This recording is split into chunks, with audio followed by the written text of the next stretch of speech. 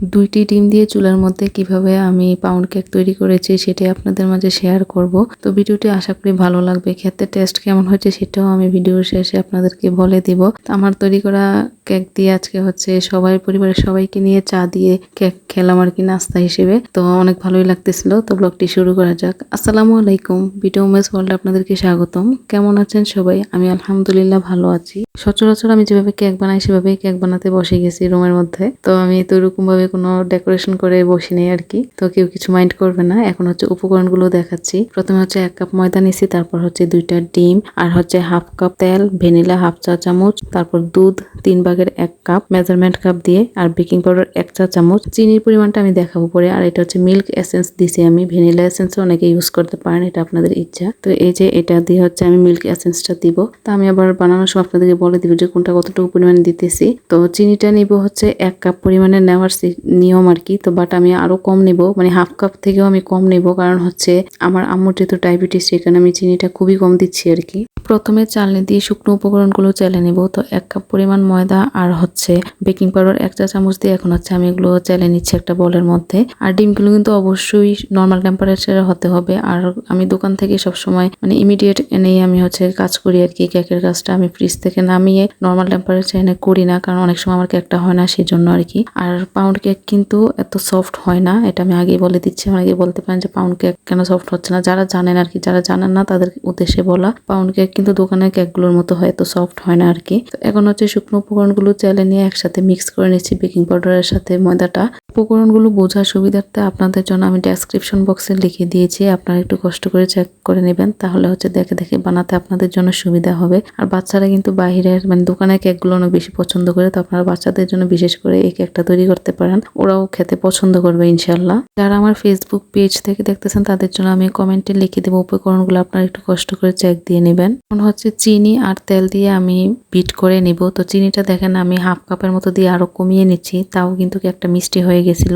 আর এখন তেলটা দিয়ে দিচ্ছি হচ্ছে 1/2 কাপ। অনেকে তেলের পরিবর্তে মাখনও ব্যবহার করতে পারেন, কারণ মাখন দিয়ে বানালে তো আরো বেশি মজা হবে কেকটা। তো আমার কাছে ছিল না, সেই জন্য আমি তেলে দিয়ে দিলাম। তো এখন হচ্ছে বিট করে নিব, তবে হাই স্পিডে বিট করব আমি, চিনিটা না গলে যাওয়া পর্যন্ত আর কি।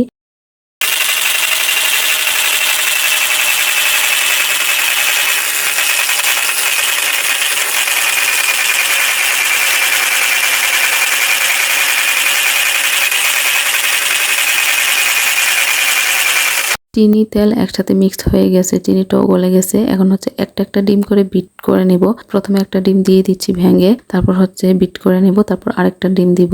যারা ইউটিউব থেকে আমার ব্লগটি দেখতেছেন আপনারা চাইলে আমার ফেসবুক পেজে ফলো দিয়ে দিতে পারেন। আর যারা ফেসবুক পেজ থেকে দেখতেছেন আপনারা চাইলে আমার ইউটিউব চ্যানেলটি সাবস্ক্রাইব করে দিতে পারেন। আর যারা আগে থেকে কাজগুলো করে রেখেছেন তাদেরকে অসংখ্য ধন্যবাদ। একটা ডিম এখনো কিন্তু বিট করতেছি, কিছুক্ষণ সময় লাগিয়ে আমি করতেছি, কারণ চিনির সাথে ভালোভাবে মিক্স হচ্ছে না। এখনকার চিনিগুলো বাজারে ভালো পড়ে না, যার কারণে চিনিগুলো একটু ব্লেন্ডার করে গুঁড়া করে ইউজ করলে ভালো হয়, তাহলে আর আপনার বেশিক্ষণ সময় লাগিয়ে বিট করতে হয় না আর কি। তো এখন হচ্ছে আরেকটা ডিম দিয়ে দিলাম। এখন আরেকটা ডিম দিয়ে আবারও কিছুক্ষণ বিট করে নিব, ভালোভাবে মিক্স করে নিব।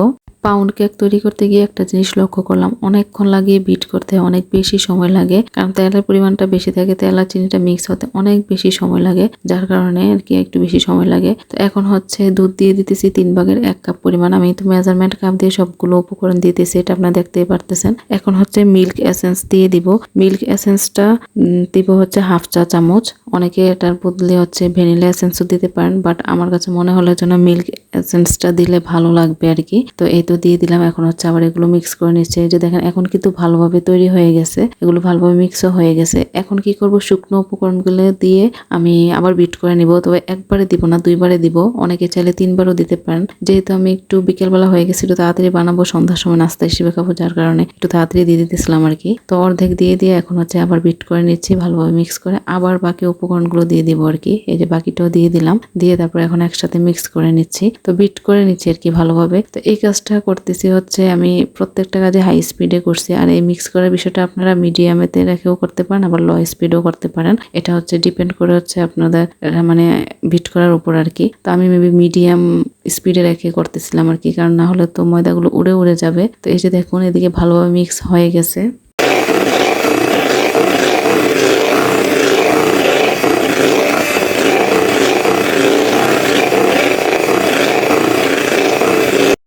করার কাজ শেষ, খুবই ভালোভাবে মিশ্রণগুলো মিক্স হয়ে গেছে। তো এই যে আপনারা দেখে বুঝতে পারতেছেন। আর এখন হচ্ছে মোল্ডের মধ্যে তেল ব্রাশ করে নিব। আমি হচ্ছে মানে খাতার কাগজে নিচে নিয়ে তারপর এটার মধ্যে তেল ব্রাশ করে নিচ্ছি, একটু সাইডে দিয়েও করে নিলাম যাতে সাইড থেকে কেকটা লেগে না যায়। এখন মিশ্রণটা ঢেলে নিচ্ছি। আর আরেকটা জিনিস হচ্ছে আমার পাউন্ড কেকের যেই মোল্ড পাওয়া যায় ওটা আমার ঘরে নাই, মানে আমি কিনি নাই আর কি, ওটা কিনতে হবে। যার কারণে আমি 1 পাউন্ডের মোল্ডের মধ্যে তৈরি করে নিচ্ছি এই পাউন্ড কেকটা। তো এই তো এখন হচ্ছে ঢেলে নিয়ে এটা হচ্ছে আমি চুলার মধ্যে বসিয়ে দিব। তো এই মিশ্রণটা ঢালার আগে কিন্তু আমি চুলার মধ্যে গিয়ে একটা পাতিল বসিয়ে আসছি, তার মধ্যে একটা স্ট্যান্ডও দিয়ে আসছি। আর এখন হচ্ছে একটু একটা কাঠি দিয়ে এই যে মিশ্রণটাকে একটু নাড়াচাড়া দিয়ে নিচ্ছি যাতে ভিতরে যে বাতাসটা থাকে এটা বের হয়ে যায়। এই যে দেখেন আমি কিন্তু এদিকে এই পাতিলটা গরম করে রাখছি এরকম স্ট্যান্ড দিয়ে। আর এখন চুলাটা যেভাবে দেখতেছেন এরকম লো স্পিডেই কিন্তু আমি পুরোটা কেক তৈরি করছি। তো এখন কিন্তু বসিয়েও দিছি, উপরে একটা শিল দিয়ে দিলাম যাতে এটা বাতাস না ঢুকে আর কি ফাঁকি দিয়ে। তো এই কেকটা হতে সময় লাগছে হচ্ছে আমার 40 থেকে 45 মিনিট, কারণ স্পঞ্জ কেকের তুলনায় এটা বানাতে অনেক বেশি সময় লাগে। তো কেকটা দেখেন কত সুন্দর হয়েছে। এখন হচ্ছে এটা ছুরি দিয়ে একটু আলগা করে তারপর বের করে নিচ্ছি। কেকটা প্রথমবার আমি তৈরি করছি, তো প্রথমবার তুলনায় আলহামদুলিল্লাহ অনেক ভালোই হয়েছে। নিচ থেকে এত কিছু করার পর দেখুন তারপরে একটু বাতাস রয়ে গেছে, যার কারণে একটু ভিতরের দিকে চলে গেছে আর কি কেকটা। তো এখন হচ্ছে কেটে আপনাদেরকে দেখাচ্ছি। তো এখন পিস পিস করে কেটে নেব।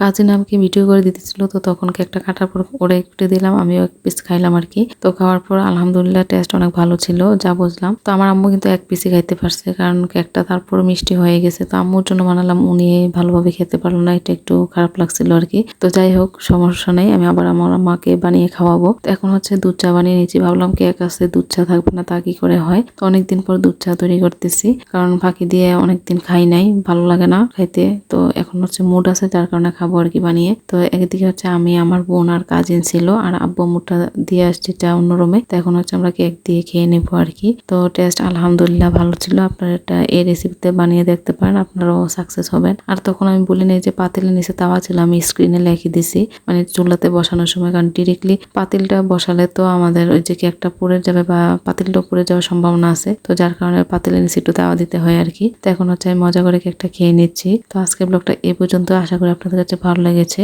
তো দেখা হচ্ছে নেক্সট ব্লগে, সেই পর্যন্ত সবাই ভালো থাকুন, সুস্থ থাকুন, আল্লাহ হাফেজ।